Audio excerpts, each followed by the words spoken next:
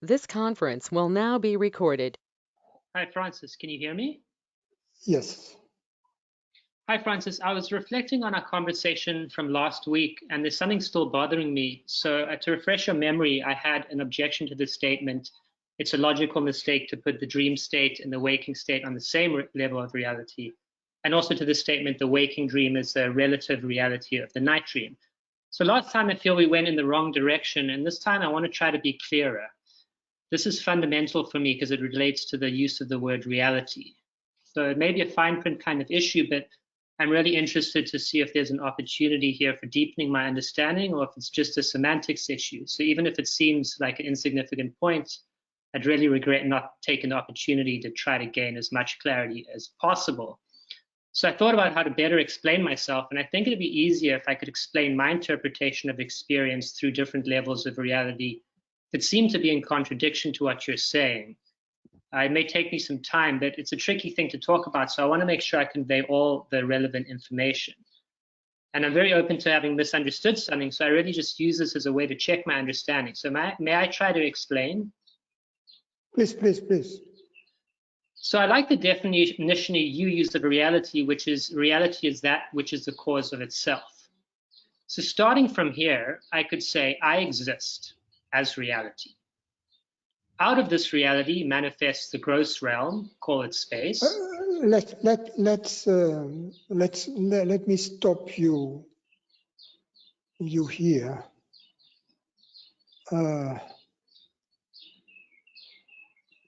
We can say no sound, Francis. No sound. I can hear the sound. No, I can hear you. I can hear it.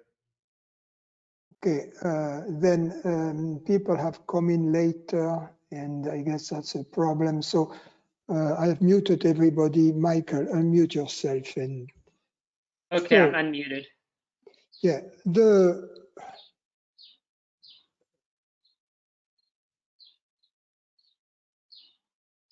what you can say is that there is something rather than nothing, and that there is awareness.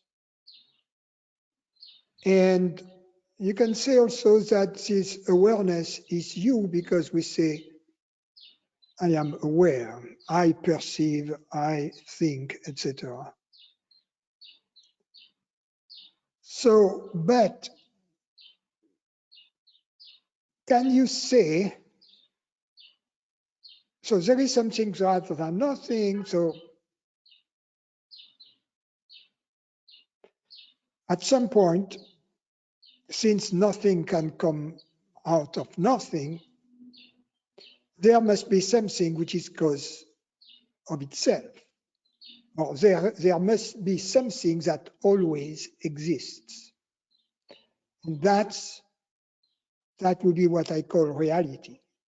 And for instance, if we take Spinoza as an example, because he has deeply thought about these issues, that which is cause of itself, he calls it God. That's his definition of God, that which is cause of itself. And then he defines reality as a substance, and the substance is that which cannot not exist, that the essence of which envelopes meaning implies, implies its existence. So that's which cannot not exist. So it is the same, because that which cannot not exist has to be cause of itself.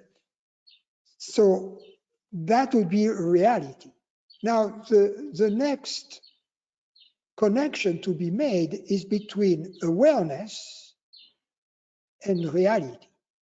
Okay, so you say I am, and there is I am reality.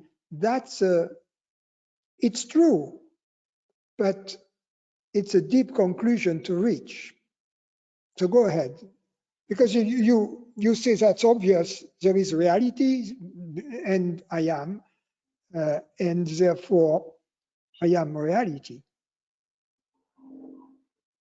Okay, so should I continue?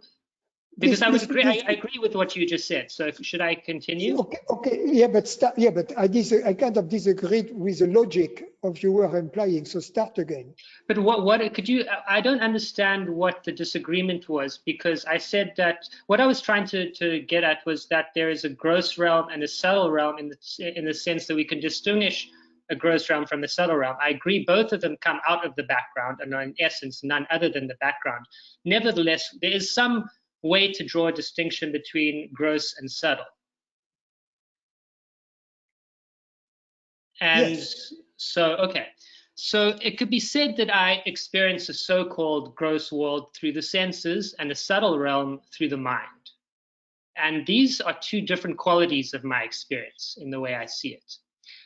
Now, as a subset of the experience, there are various levels of abstraction. There are things we call substances, for example, clay, wood, or gold, or whatever. And then the gold may be formed into a ring. And then we could say that the ring is less real than the gold because it exists on a higher level of abstraction than the gold. So with that example, a clear hierarchical relationship can be seen at the moment that a claim is made regarding the levels of reality. In other words, if we point to a subset of something in order to claim it as a lesser reality, it is only reasonable to expect that at that moment there needs to exist the substance from which it came. So last week when I said I want to see definitively or directly the validity of your statement, I understand that the only truly direct seeing is noumenal, but what I was trying to point to was a self-evident relationship that exists in the moment that the gold to gold ring relationship gets created, for example, is the only reasonable way to make a determination about levels of reality. So in other words, it seems only reasonable to use the given inputs to make the determination and not to add an additional layer of unnecessary abstraction that is impossible to verify. So with the waking state and the dream state, I first asked myself, what does this mean? And the conclusion that I would arrive at is that the waking state comprises of gross and subtle perceptions, and that the dream state refers to moments where the gross mechanisms subside and that the subtle perceptions continue. All of this on the background. So for me, waking and dream states refer to different modes of functioning, or if you will, different qualities of one's experience, one with gross apparatus perceiving and the other with it not. So in a way, what I'm saying is not incompatible with the scientific model. However, I see the scientific model as valid only for making predictions about phenomena in the gross realm. And to use it in a logical argument that spans across various states is problematic for me due to the fact that it applies only to one of the states. So if Jennifer verifies that my toothbrush is where it was before, during, and after my sleep, to me, this is irrelevant evidence for making a determination about levels of reality across different states. So I see what you mean, but okay, let's go back a little. Okay. First, we fundamentally agree. You see, what is important is to understand that we fundamentally agree, because fundamentally, in relation to the ground of being, both the waking world and the dream world are illusions, yes. Meaning they are less real. Okay? However, there is not a real symmetry experientially between the waking state and the dream state. And the only ways to see them as symmetric would be in a solipsistic.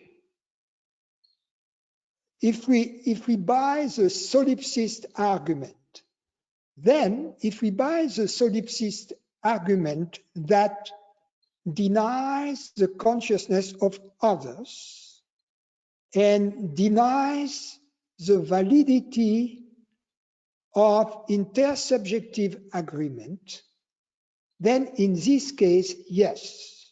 If we are a solipsist, then there is perfect symmetry between the waking state and the dream state. But if we are not a solipsist, then that introduces a distinction between the physical world and the dream world, in that sense that the physical world is that which we perceive is a part of our perceptions, which is to which the intersubjective agreement applies. And this intersubjective agreement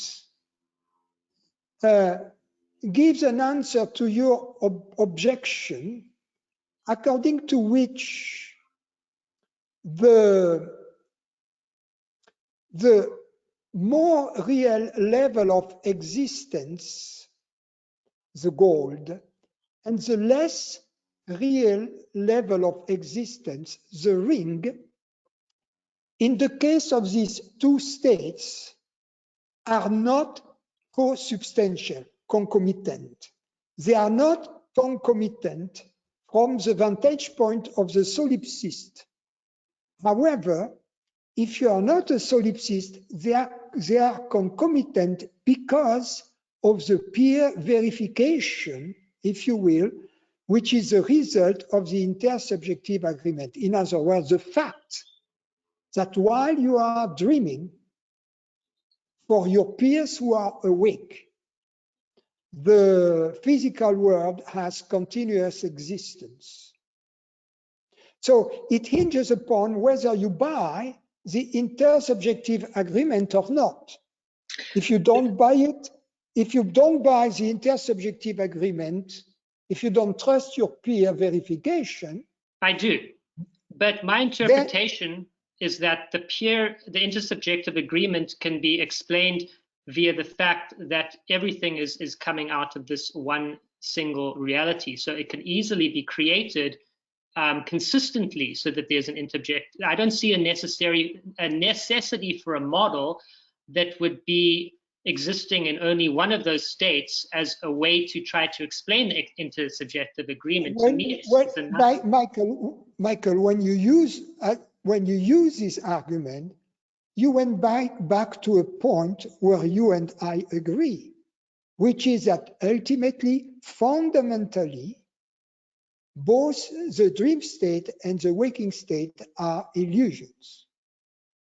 Then we agree on that.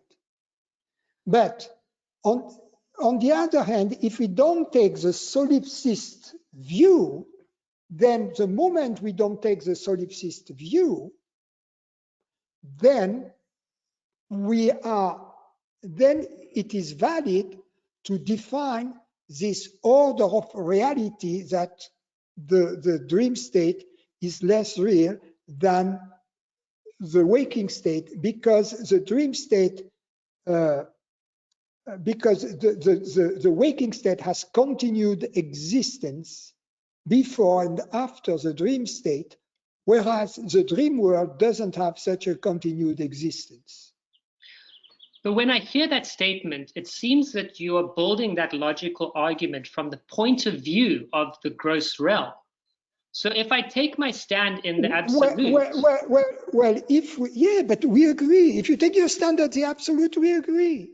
But Francis, you're very careful with your words and you're precise, and you've clearly said that it's a logical mistake to put them on the same level of reality. And the way I see it, I cannot find any way to validate what you're saying. I don't see how it is true in any sense of the word. I have been more precise. Now I have put some fine prints in my statement, right? If we are not buying the solipsistic view, if we are not, then it makes sense, because then we agree that peer verification. There is peer verification of the existence of the physical world while I dream. So I trust the peer verification. So therefore, the physical world has continued existence before, during, and after my dream. Whereas the dream world doesn't have continued existence. But Francis, I still have a difficulty seeing how that could hold true if you don't first accept that model, and that model is only applying to one of those states. I still cannot see how you could use this as a way to draw a hierarchy between the different states. If you don't accept that model, I agree with you. Then if you make the other option, it simply means that you adopt a solipsistic model. But which is okay. You can. No. 100%. I do not adopt the solipsistic model. I fully grant that there is something external to mind, and I fully accept that there are other perceiving apparatus, or 100%. It's just, to me, instead of seeing. Wait a minute. Do you accept that there are other persisting apparatuses during the dream?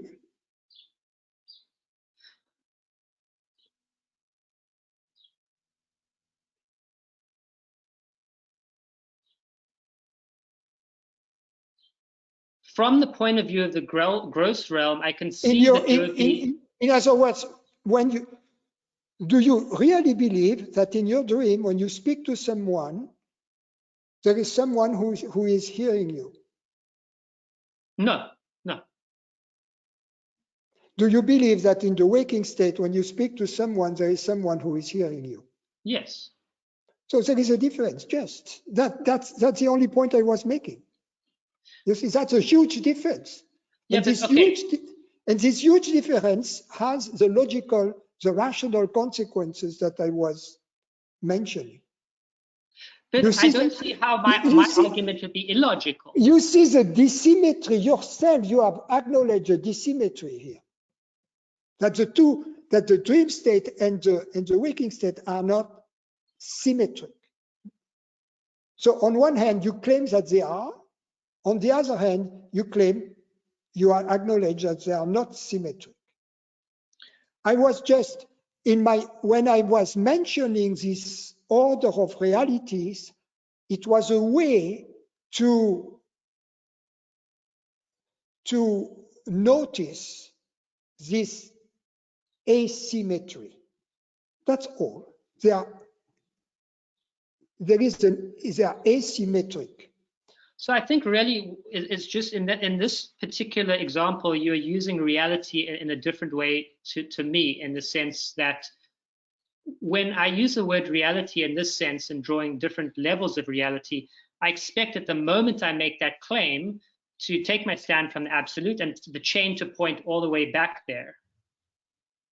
But in the case of the waking dream and the night dream, the moment that there is, if I take my stand as from the absolute, if the waking dream appears, there's not an underlying waking state as it's, I mean, if the night dream appears, there's not an underlying waking dream as its support. Experientially, it's just simply their subtle perceptions. So to me, a more sound conclusion is that the gross mechanisms subside and the subtle continues, and that they're on the same level of reality as different modes of functioning. While you are dreaming, your friends are still witnessing the world, the physical world. But to know that, we first have to make the very assumption that we're trying to prove, namely that the physical world is a greater reality than the subtle. No, where the point is that it is a mutual. It's if you trust your friend, if you trust the verification by your friend of the existence of the world, it means that the world exists before your dream, during your dream, after your dream, the same world. There is this continuous existence of the world. So, whereas if you don't trust other peer verification, in other words, if you adopt the solipsistic perspective, then yes. But if you trust, and I have put it in a very simple way, when you talk to me, you assume that I can hear your words. Whereas when you are awake, you know that when you talk to someone in your dreams, there is nobody there who is hearing your words. And that's how I would explain by different modes of functioning in terms of gross and subtle. So I just, yeah, it's maybe something I need to sit with and think about your answer, but I still have the same objection that you're using as a justification for the peer verification, the scientific model. But I'm saying it's not necessary to take that scientific model to have that be true, because it can be created co-committedly in a timeless place. The seeming existence of an outside world that doesn't necessarily persist on the same time scale as the dream. So, but we both agree with that. But that's a point of view. That's the ultimate point of view. We both agree with that. There is no. But even on the relative level, we can both agree on the relative level that a ring is less real than the gold, correct? Would you agree that a ring is less real than gold? Yes, and we both agree on the relative level, that the physical universe has continued existence, whereas the dream world doesn't. I disagree with that, because that to me is a concept, and that to me is not an experience. That would imply that you believe people you talk to in your dream. Why would it imply that? Or that would imply that you don't believe people you talk to in your waking state. In other words, it would imply a perfect symmetry between both states. So either you believe other people, that they are real and they are in the dream state, in the waking state, and that they are not real in the dream state, or you don't. And as you talk to me, you think, in fact, there is nobody called Francis in Temecula to whom I am speaking. I'm just dreaming right now. No, I clearly do not believe the solipsist view. That's why I ask you. But do you believe that in your dream are solipsistic? Yes. So there is a dissymmetry here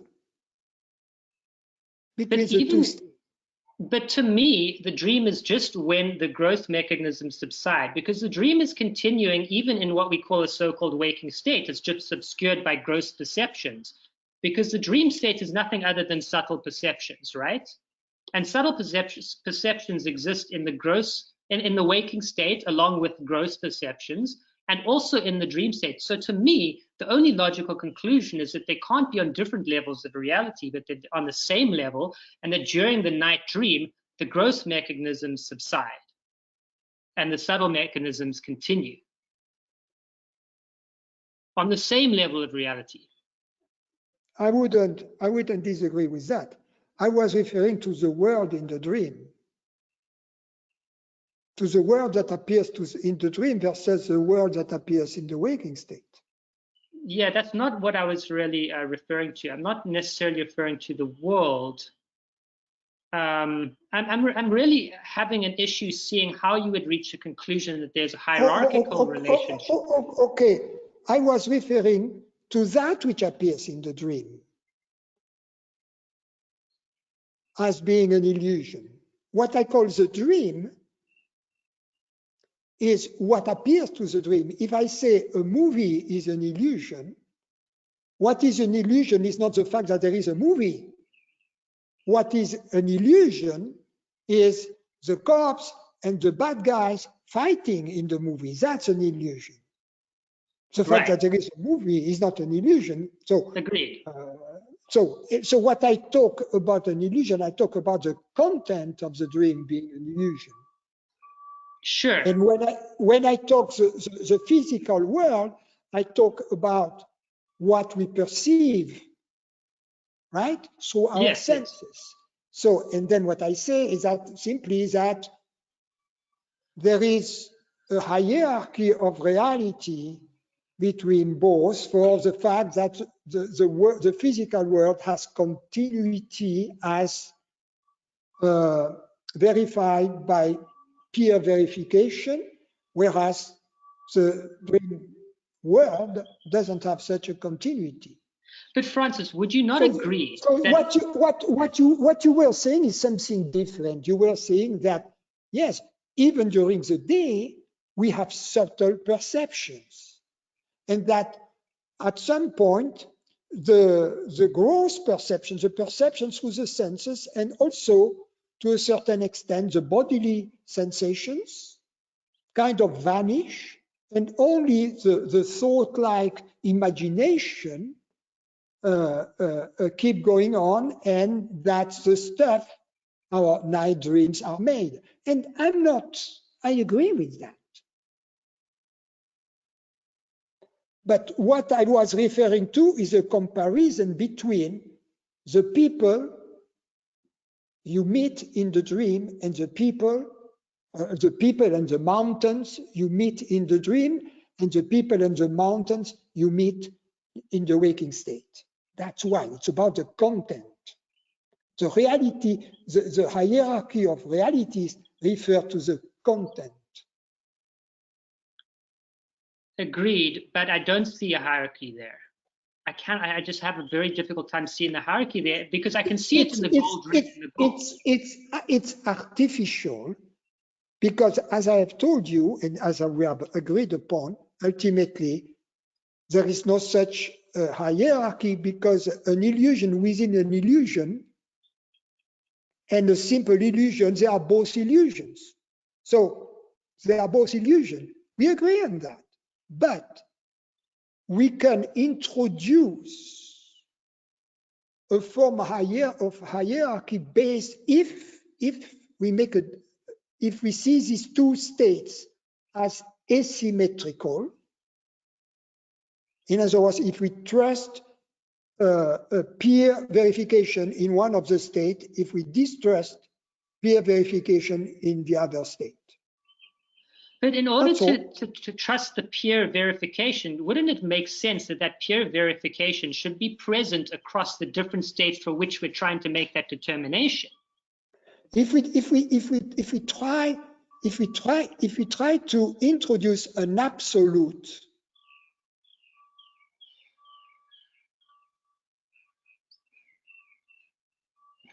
conclusion, to reach an absolute conclusion, yes, but we have you and I, and here I think we are splitting hairs. I mean, you are insisting in splitting hairs, so I'm playing the game with you, but I told you we agree on that which is essential. Okay, so can I just clarify one more thing then relating to that? Would you agree that there's a difference between the example, and that there's a self-evidentness in the example of the ring being less real than the gold that can be made in the moment that we draw the distinction? We can see, yes, both of these things exist, and I can clearly see that there's a hierarchical relationship there. That is something that, to me, has a very strong ground to stand on, versus to say something that is not here and now, and that is maybe a possibility at some point of another time, to then say that that is a higher level of reality, given that it's not an experience that when we make that statement, it's not present, like it is in the gold ring. So to me, there's a difference there in terms of the gold to the gold ring is a very stable foundation to make that determination. Well, you know, it depends on the means of verification. You know, the ring, you verify that the ring is made of gold. It could be fake, it could be copper. You see, But you use nevertheless, there are two things there present at the same time to draw a distinction, whereas with the waking state and the dream state, there's never a case where they're both present at the same time to be able to make a hierarchical relationship. So that this is my big issue, is that there's never, ever a time when they're both present for one to make that determination experientially, whereas the gold in the ring, it is possible. In one case, you trust your eyes, and your eyes may be deceived because the gold may not be pure, it may be copper to a large extent. In the other case, you trust the verification by your peers. So in both cases, you have means of verification. The okay, point is, I can accept that, but yeah. So do you trust your friends? That's all. yeah, no, I can accept that. It always boils down to the same question I put to you about: do you trust peer verification? And you said yes, I do. I can accept that. And just lastly, Francis, the part that's bothering me is that I would still reach my conclusion as putting them on the same level, just due to the fact that there's no definitive way. But would you still say then, given what I've just laid out and given the way I see it, would you still say that this is a mistake to put them on the same level? Of course, it's a mistake to believe that for your daily life, for all practical purpose, that your dream. I don't care about practical purpose. Yeah, but it has lots of implication to believe that your daily life is that the world and the people you meet in your daily life don't have more reality than the people you meet in your dream. I know this view is fashionable in Advaitic circles, but I think it's too extreme. I think for the practicality of life, we have to give more reality to the world. You know, that's a little bit the difference there is between the tantric perspective and the Vedantic perspective, but that would take us too far. Yeah, I mean, this is what I was trying to get at, is is what you just said in terms of how much validity do we give that. And like you said, it's maybe too extreme, but I'm trying to have a mental, I have a map in my mind that is as clear and as logical as possible, just because I kind of like as much clarity and precision as possible on the mind level. Okay, as well. so the point is this: when we use the dream, either we take it very real as an example, and then we believe that it's the same level of reality as a waking state, or we take it as a metaphor, metaphorically, meaning that there is the same type of relation between the dream state and the waking state as there is between the waking state and awareness, reality. So we use it metaphorically. Or we take it straight and then we fall into the solipsist view, because then we make the claim that they are perfectly symmetrical. And that boils down to the claim of the solipsist. If they are perfectly symmetrical, it means I don't believe other people whom I met in the waking state, because I know that I cannot trust them in the sleep state. So I cannot accept to talk with them because they are just projection of my imagination. There is no point dealing with them. Yes, yes, we can throw that out the window. But I think, Francis, what you mentioned last there, kind of in terms, we can throw the solipsist out of the window. But in terms of what you mentioned at the end there about taking it kind of metaphorically, that I think maybe sits better with me, and I think I'll sit with that. I think essentially it seems that we don't disagree. It's maybe just kind of like a No, splitting hairs kind of thing. So we I'll leave it don't, at that. because we know that ultimately, yes, in relation to awareness, both the world that appears in our dream and the world that appears in the waking state, in relation to this ultimate reality, they are illusions, meaning they have their being in this reality. Yes. They are not really in and by themselves. They are kind of projections, both of them. Yeah. However, the dream is a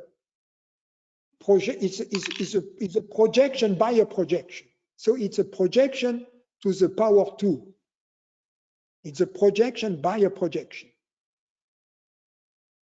I'll sit with that. So thanks very much, Francis. I appreciate it. Hi, Francis. You are very smart, Michael. You are very smart. Very good. I appreciate it. And Hi, I Francis. appreciate it. Francis, I just wanted to also say I thank you so much for taking so much time during this lockdown. It's been amazing to have daily meetings. So just thank you very much for that.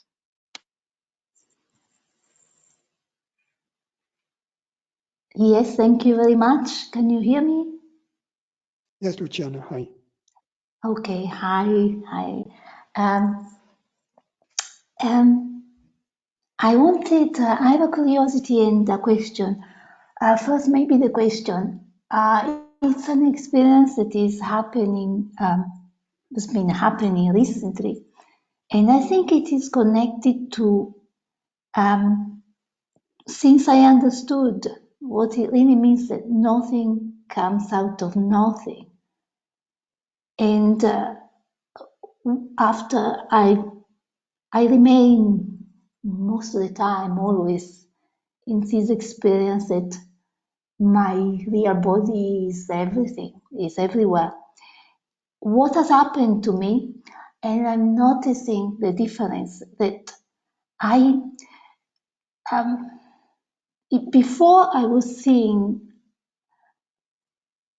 God in all people, but it wasn't an immediate experience. I would see. Let's say that. Before Yes. I was saying what? Before I was like seeing that there were no people and that God was playing games. That I would see God playing part of the good man, the part of the bad man, like an acting, like a game. But there was a kind of logical inference to get there. It wasn't an immediate experience.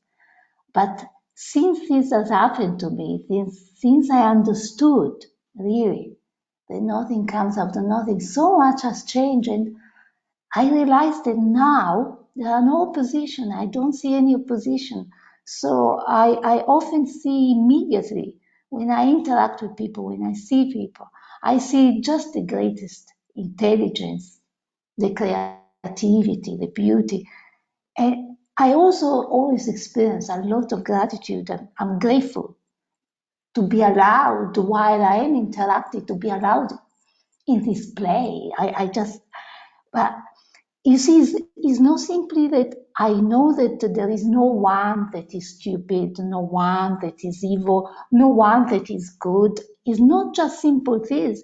It's rather that I realize that there is no stupidity, there is no cleverness, there is no goodness, there is no evil. There is none of this. I just see this play, this dance, and I've experienced that there is nothing, there is absolutely nothing that matters, and absolutely nothing that needs changing. And while before I thought, you see, that is what I mean when I say sometimes I'm really convinced that, when you speak the words resonating with me really deeply, and I think, yes, that is my experience. But yet it's not. It takes time, and then when the experience arrives, I say, oh yeah, why? I thought I understood. Now I really understood. It's very weird.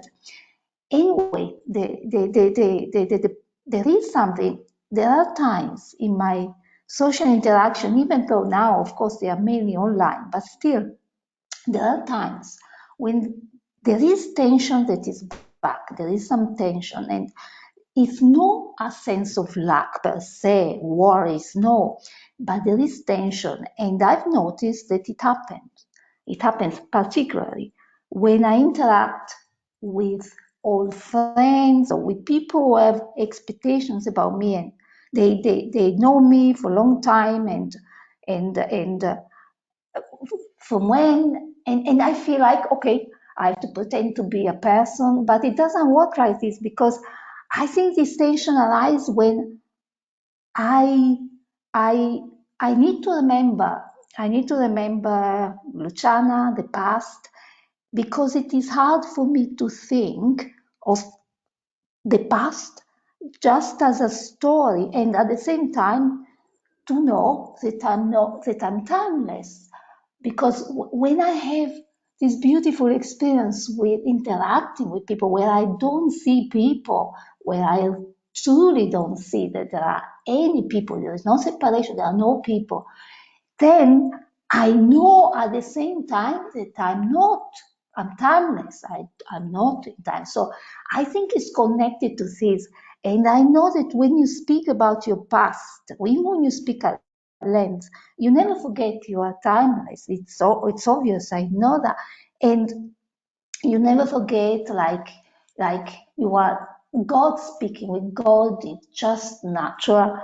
So my question would be like, how do you do that? How do I do that when memory has to come into the picture and I have to kind of go back being Luciana and with all the past and connected to those people who expect me to interact as a person? I can't, in that particular moment, I see it. It's not that I don't see it. I see I cannot.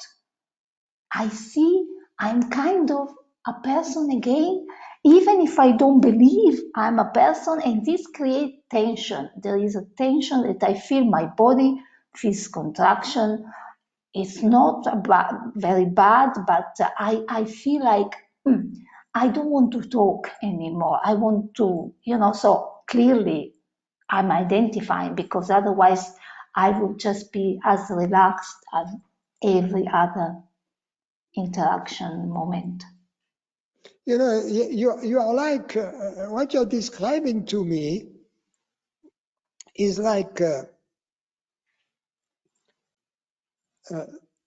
an actor who, while he's playing the part of Desdemona, an actress, she's playing Desdemona, and she feels uncomfortable because she's saying, oh no, I'm Luciana, I'm not Desdemona. And so that would be poor acting. You see what I mean? If you feel uncomfortable playing the part, no, you have to really enjoy playing the game. You will never forget. The thing is that in the beginning you are kind of afraid to forget who you are, that you are Luciana, so that you cannot really play Desdemona because you're afraid of forgetting yourself but don't worry. Just enjoy the game, be completely Desdemona, play the game, because you cannot lose yourself any longer.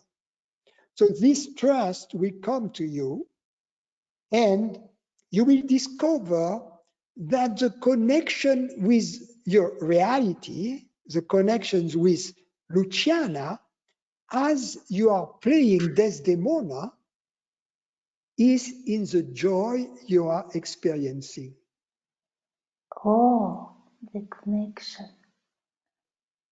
I You see? see. Yes. So Yes. you are playing Desdemona, who is miserable because her lover doesn't trust her and is about to kill her, right? So you are playing all this despair, and at the same time you're having the time of your life. So in a way, my skills will be much better after a while. I'll be a better actress. Yeah, Yes. because as long as you have this resistance, is because you are not trusting completely that you will never, that what you are, you can never lose it. You see? Yes. So Yes. You when are you right. trust, that completely, then you can play the game. You see, enjoy and your connection with what you are, meaning the experience of what you are. Remember, I always say, the way it feels is happiness. I know.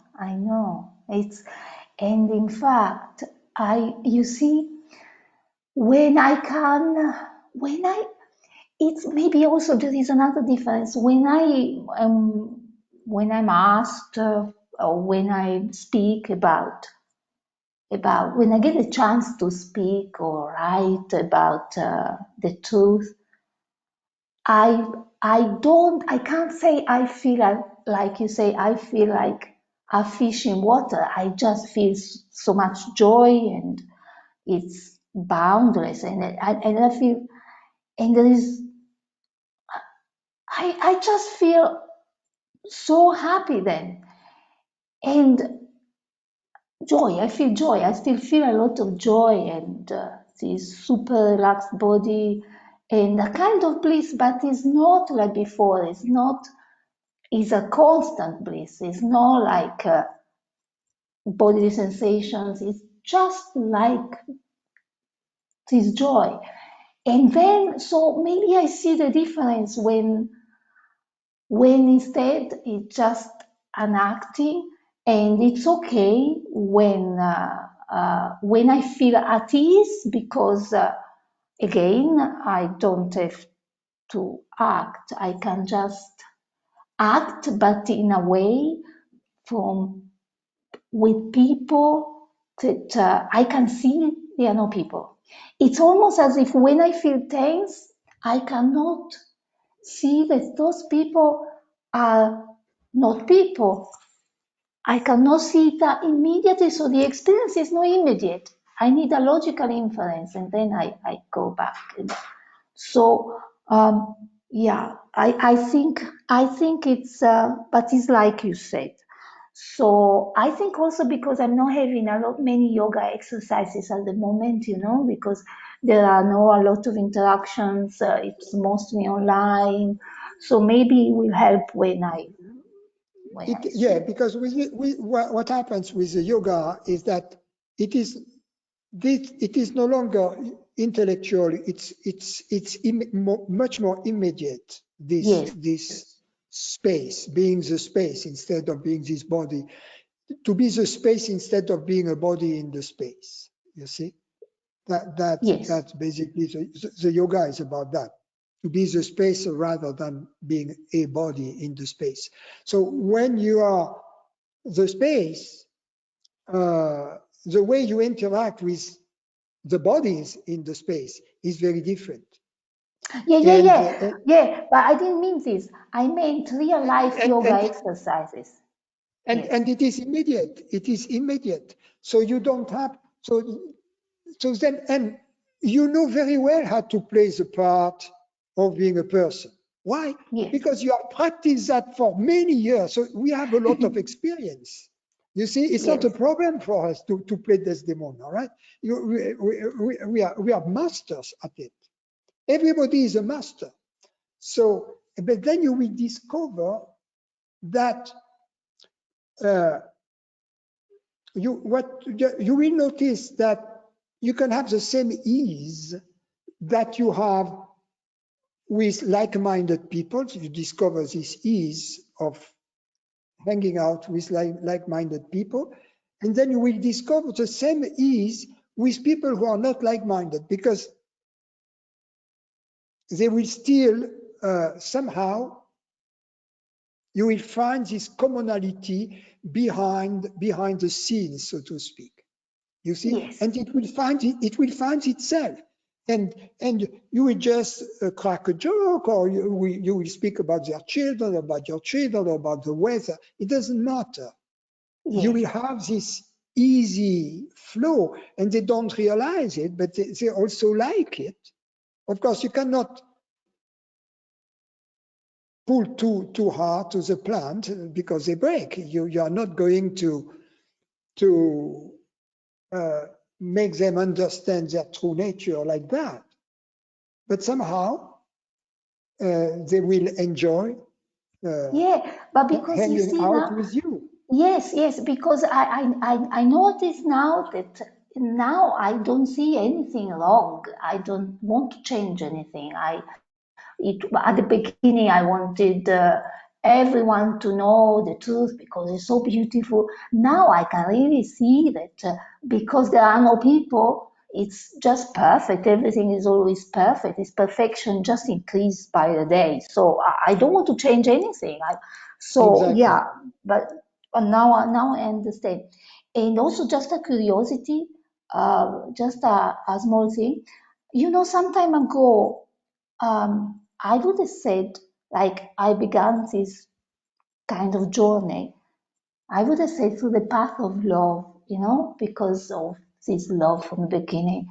But whenever you speak about the three paths, you seem to speak about the path of love as a devotional path in which love is for an object or for a concept. Well, but that was not me. I know love has never been for an object, for a concept, even not for a teacher, because I've always seen you as perfect, as divine, intelligent, and probably I will always see you like this. But it's not, my love is for this perfect whole. It's for like, and I think it has always been like this, you know, it's in the trust as well, the total trust. It's for this, but I could not say before, but I knew it was for something bigger than ever. Do you see what I mean? So my question Yeah, is, what is, if I have to say like, what is my path? Is the path, because I thought was love for truth, but then the path of love is the, whatever is called bhakta, or it, I don't think it's devotional, my path. Is it?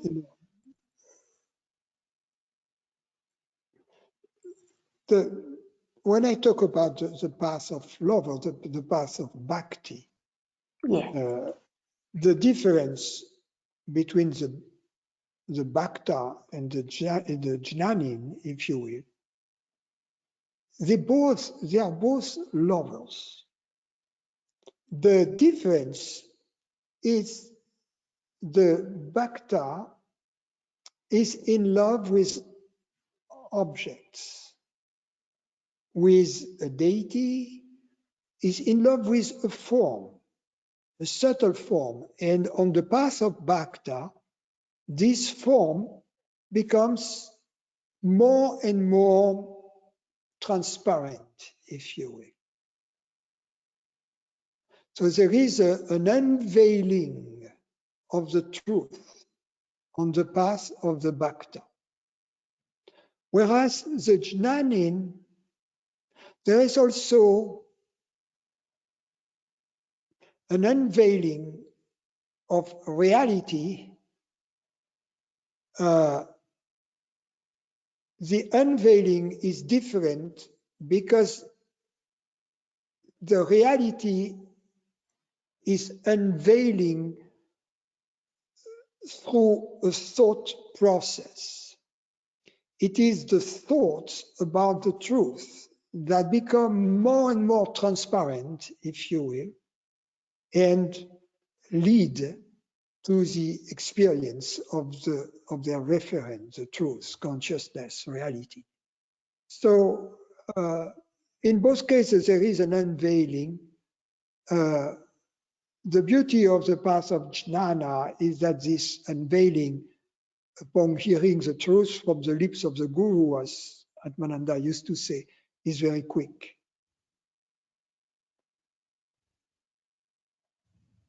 So what is my path?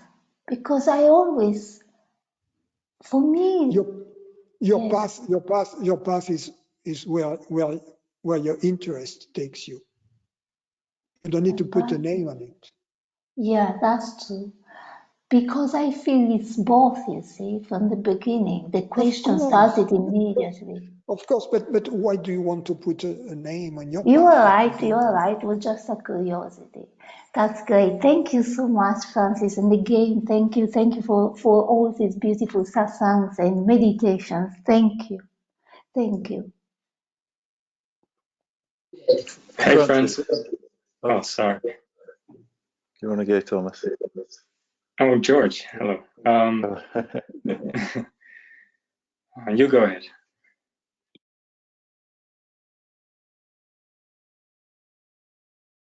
Okay, well, if you insist.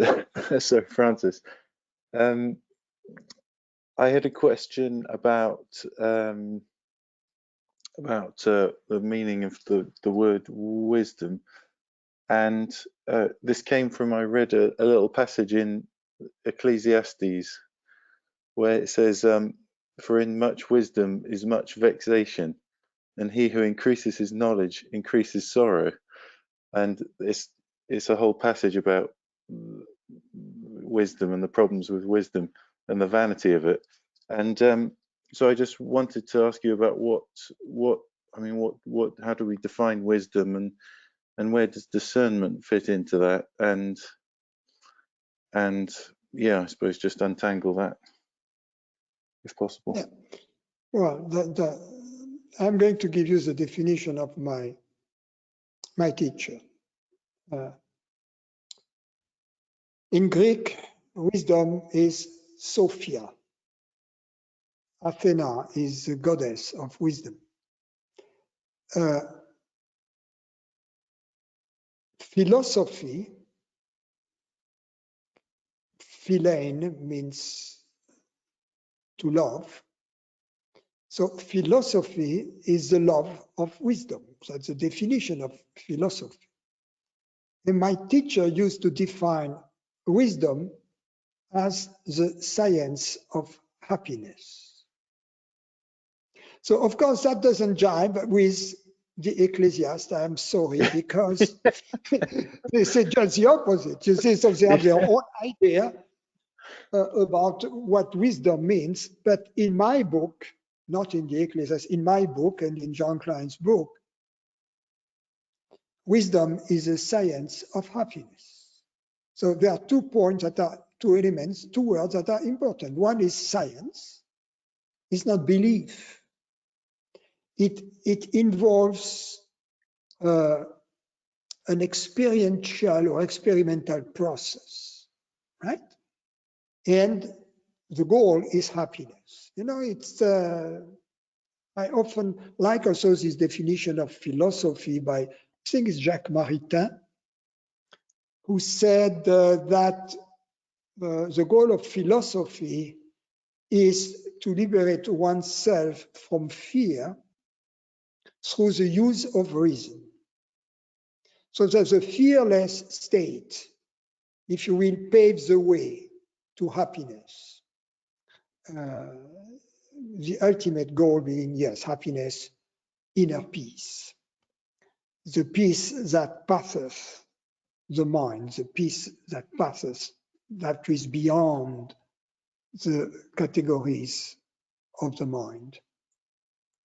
So that's the definition of wisdom. And wisdom is not a theory, wisdom is experiential.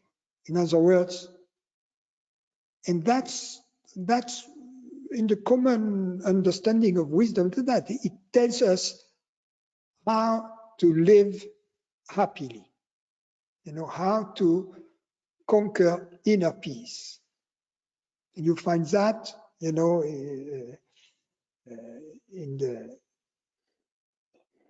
the ancient Greeks, Parmenides, Plato, Epictetus, and Epicure, and all the Lucianus, all the philosophers of the Western civilization and of the Eastern civilization, they have the same goal. They take a Lao Tzu, take a Buddha, take all the rishis of the Upanishads, all the patriarchs of the Zen, all about reaching. It's not theoretical. In that sense, modern philosophy has diverged from ancient philosophy and perennial philosophy. So we have to see three things: philosophy, religions, and modern philosophy.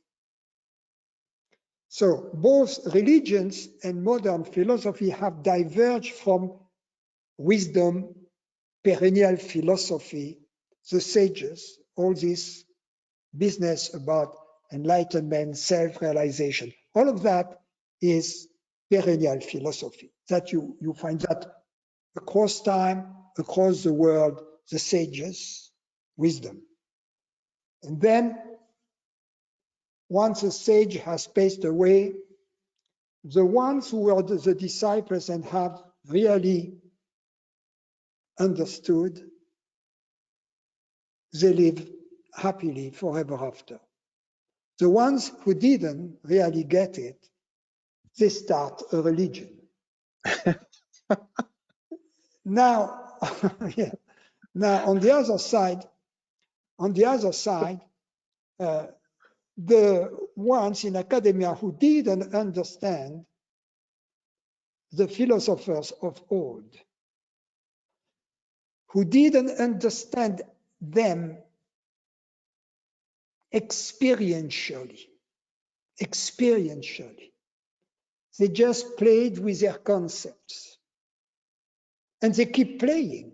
And then they are under this illusion of a progress, that there is a progress in philosophy, creating more and more elaborate concepts, a little bit as is the case in science, but in science, it has validity to create more mathematical system, more, it's like a beautiful unfoldment, a beautiful tree, or in physics also. But in philosophy, no, doesn't work that way, because the goal is happiness, very different.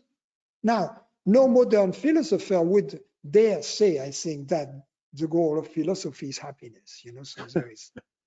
If you ask them what the goal is, then first of all, they will fight among themselves because they would disagree. Anyway, I think I've answered. Yeah, I think that's it. And I think there's perhaps there's a sliding slope between some of those categories that means that it's vexatious because you're not really getting the happiness, but you're spending a lot of mental energy thinking about it. And I suppose that's a trap that I also fall into sometimes when I'm reading a lot widely, and it's sometimes I have to go, why am I actually reading this? it's not really.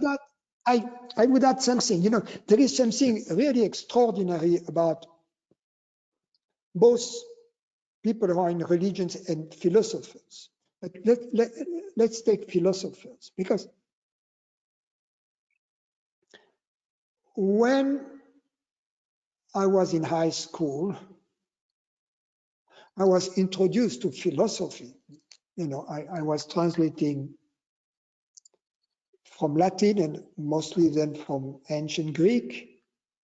So we would translate Plato in the text, the dialogues, the Socratic dialogues, for instance, but also other philosophers like the Cynics, the Lucianus, Dialogue of the Death, and others. So I had been introduced to philosophy then through French literature, of course, Pascal, Descartes, Montaigne. And then when we were in our senior years, there was philosophy, and then all the rest, you know, Kant, Hegel, etc., Hume. And for me, it seems to be like a purely intellectual game. And I'm convinced that for many of these philosophers, such as Kant and others, it was also a purely intellectual game. Whereas for these old philosophers, they had the experience. They had what I call the glimpse, the experience of truth. They were sages. They were sages. Parmenides, Socrates, they were sages. Our philosophers nowadays, and including Kant was not a sage, Schopenhauer wasn't, Hegel wasn't. The rubber in them had not met the road. In my case, when I was 18, 19, 20, the rubber had not met the road.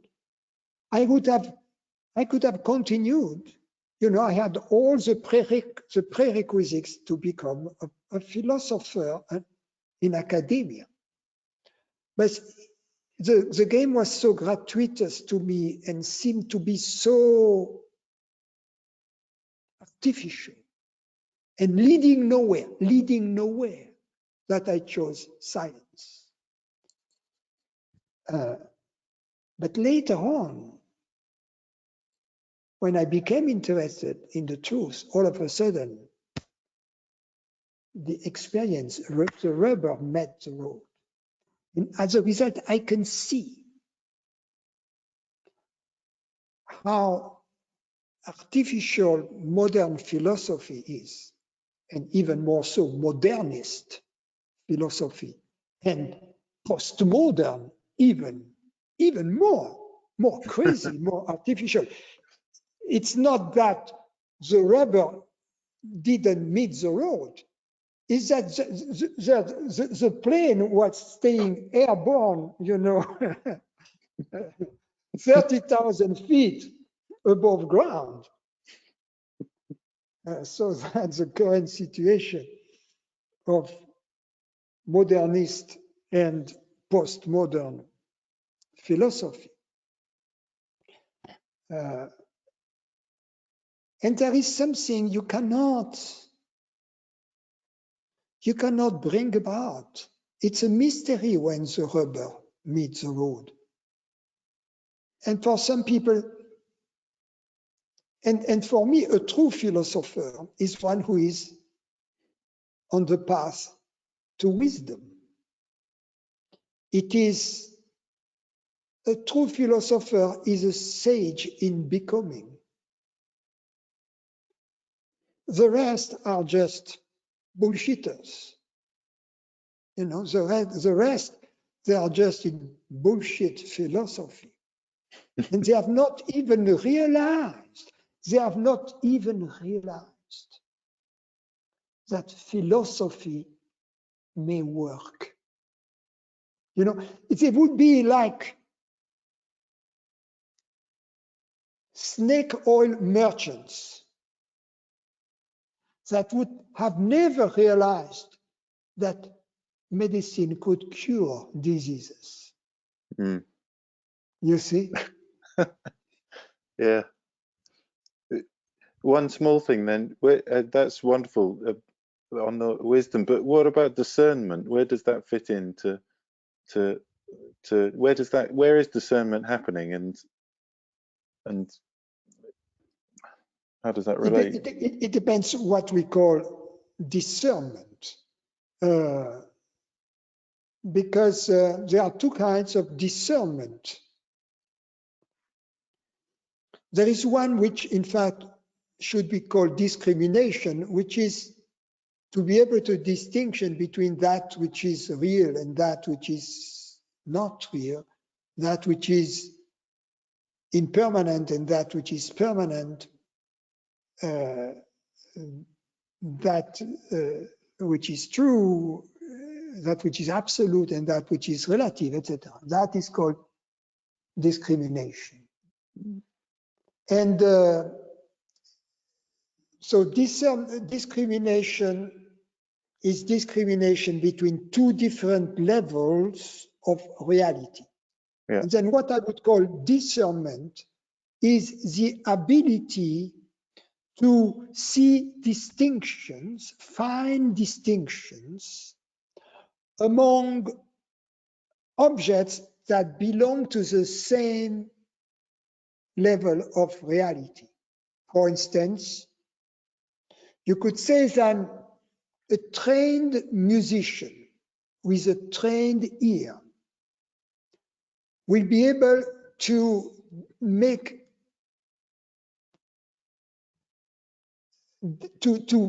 perceive distinctions between two sounds that are created by the same instrument, for instance, and to an untrained ear will be the same. You would say, okay, that's a flute or that's a clarinet. But between two flute sounds that are equally good, you know, by two equally professionals, they won't necessarily be able to define distinctions. Mm. One being warmer, another one being more brilliant, another one being more, you see. So discernment is a product of two things, of availability, because if you are constantly busy with other things, you cannot pay attention to the sound or to details or to the beauty or to nuances, and some form of training also. Mm.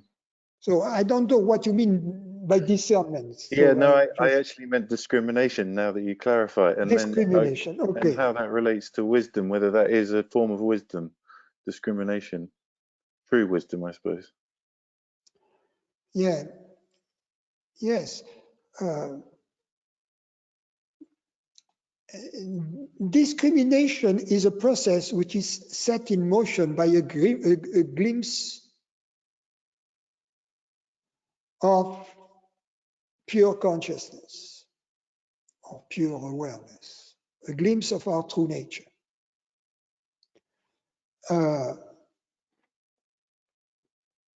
When we are in ignorance,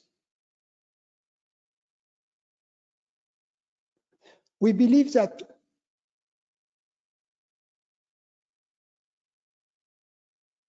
only that which is perceived is real.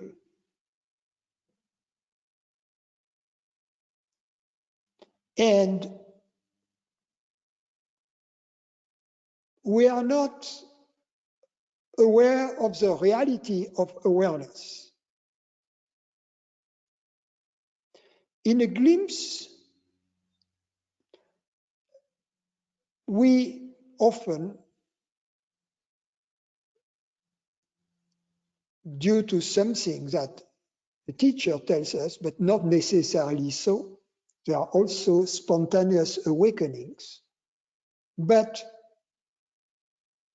in most cases, a teacher points at us, at awareness, and tells us awareness is real. You used to believe that only that which is perceived is real. But in fact, awareness, which is not perceived, is real. He tells us, for instance, or she tells us, how could we perceive reality if that which perceives were not real? How could an illusion perceive reality? Therefore, consciousness, awareness, that which perceives, must be at least as real as whatever it perceives. For most people, that would be meaningless. But if it is said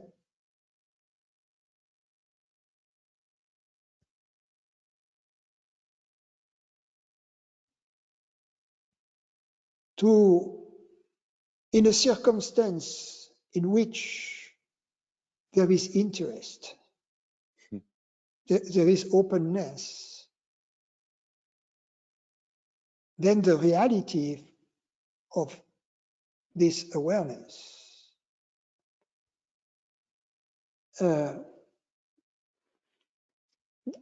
gets manifested. As a result, a very important change occurs. A process is set in motion whereby the realities that seem to belong solely to the world of perception get transferred to this invisible presence, if you will. So it seems to leave the world and flow back to the source. But then it is given back to the world, but without forgetting the source. So there is a movement in ignorance, the reality is out there. Then as a result of the glimpse, the reality flows back here. But then everything which is perceived partakes, if you will, of this universal reality. So the discrimination process is initiated by a glimpse of awareness. And it's in this glimpse of awareness, the reality of awareness gets revealed. As a result, a distinction can be made between the real, which is permanent, and that which is not real, which used to believe to be real, Yeah. and which is impermanent. But later on, that which is impermanent is seen to be nothing else than, it's seen to be made out of the newly discovered reality / awareness.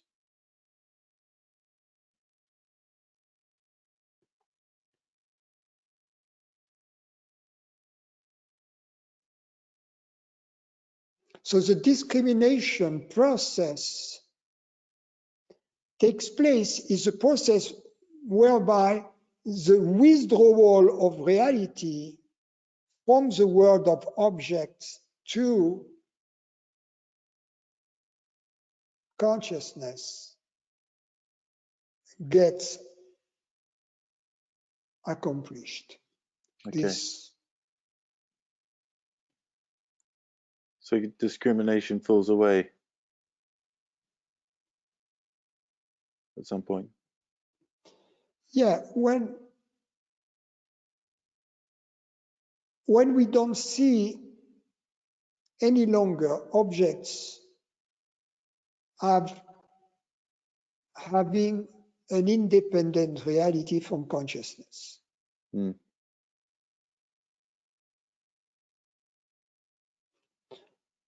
As having independent existence from awareness. Mm. So as long as we see some external objects as existing independently from awareness, then the discrimination process has to is still in motion. Mm.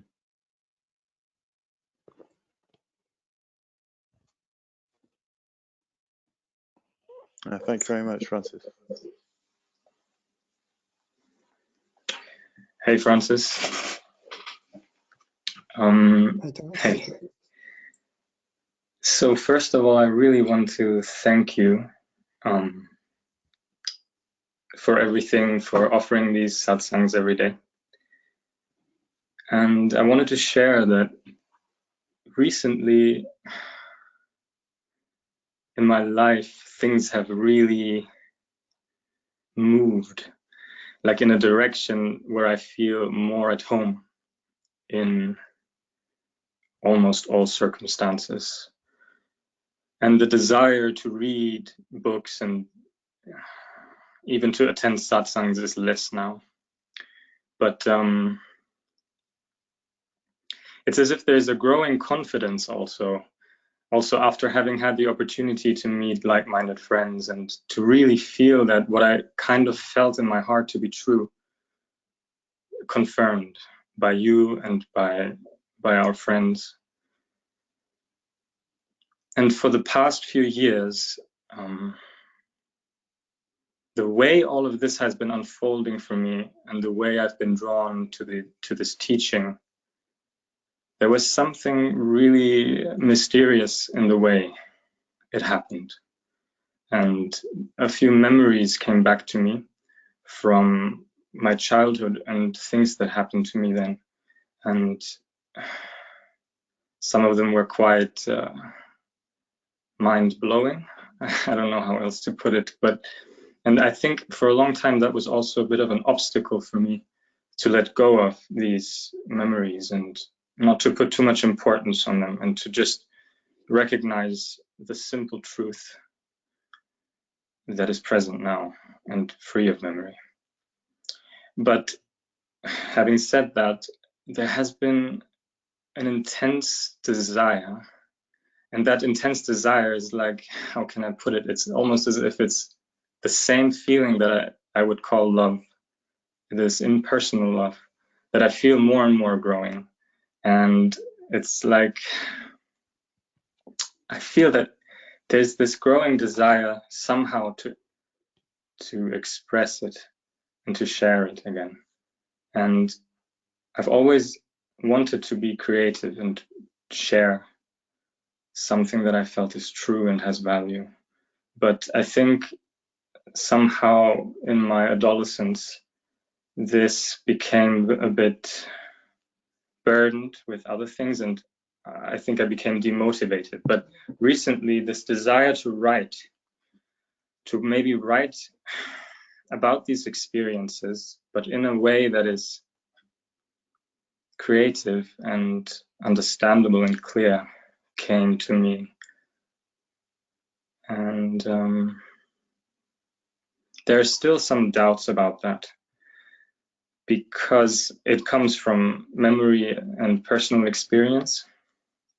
But whenever I have this desire, usually it is in a moment out of the blue that I get this kind of insight or this flash where I suddenly have a really creative spark, and I can see in my mind's eye how a story is being configured that excites me, and I feel like, oh my God, I just have to go and write this down, and I want to share this.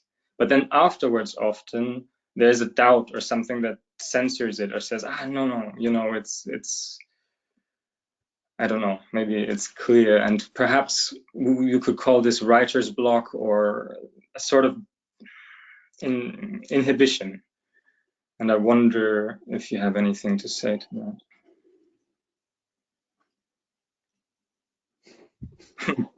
I have a confession to make. I hate writing. Mm.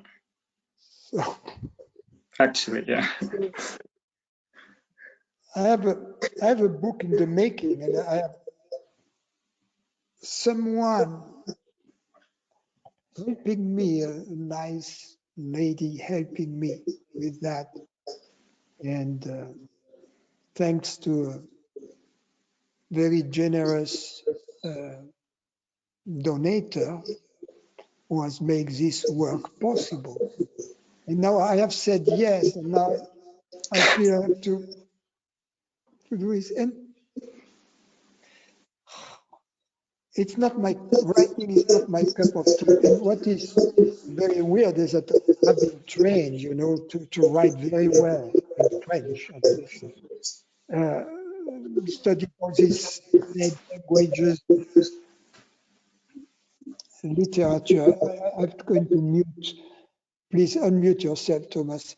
And I too have reluctance. So it's very simple, you know, you should do what your heart enjoys doing. Whatever, without any ulterior motive, just do what you would like to do. Hmm. Share whatever you want to share, if that's your cup of tea. Anyway, you know, first, one big mistake is to think if you reach wisdom. In other words, if you become a happy camper, you have to be a teacher of non-duality. That's total bullshit.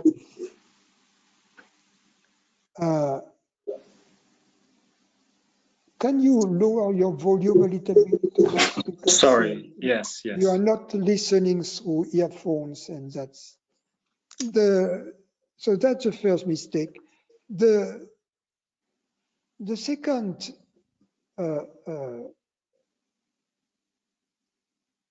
mistake is to think that only through teaching or writing books on philosophy we can share. In fact, if we become happy campers, the art of camping happily will share itself in the best possible ways. You know, the goal is not to convert the entire mankind. You know, it's not going to happen badly for you. You know, no matter how many people you save, you won't be able to save mankind. So don't worry about that. Just be like a bird in the forest, sitting on its limb, singing its song. Whatever, choose your way of singing. People, for instance, you don't need to write a boring treatise on non-duality. You can also write a novel and put, you know, your deepest understanding, if you enjoy, you know, your imagination. It's like people who write poetry and they are in love with truth. And they think that the only possible poetry they can write is about truth, about God. It's boring. It's sanctimonious. Write, in most cases, write about nature, write about a frog and the pond and the moon. Write something that comes directly from your experience of happiness, of beauty, of truth. You see, so there are so many ways for your happiness and your inner imperturbability to share itself. You know, share it as you breathe, as you walk, as you play. You know, don't limit yourself. And don't hesitate. I mean, if teaching is your cup of tea, go and teach. You see, if singing is your cup of tea, if cooking is your cup of tea, if doing nothing is your cup of tea, be my guest, you know. Yeah, thank you.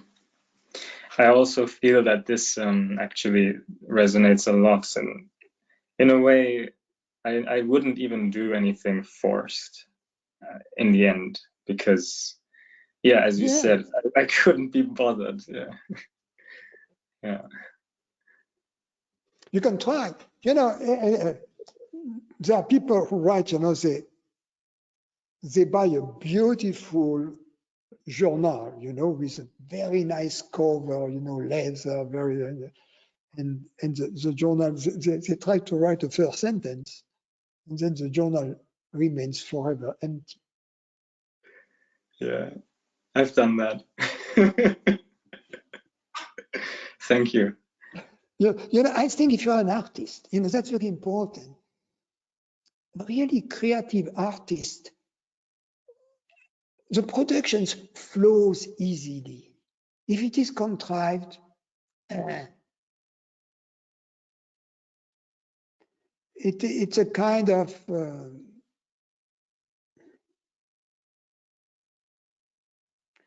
I like artists that are generous in their production. You know, look at a Mozart, a Bach, you know, Beethoven. You know, yeah. Mozart had no problem to create melodies, you know, or Schubert. You know, like he would breathe, he would create. You know, and so it should be easy like that.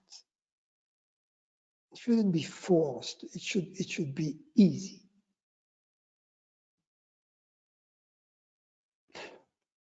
Or at least it should be enjoyable. Yeah. Okay. Perfect. Okay, thank you. Thank you.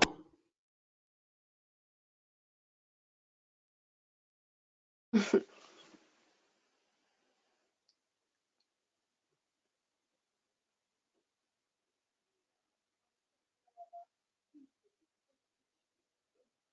Thank you, Francis.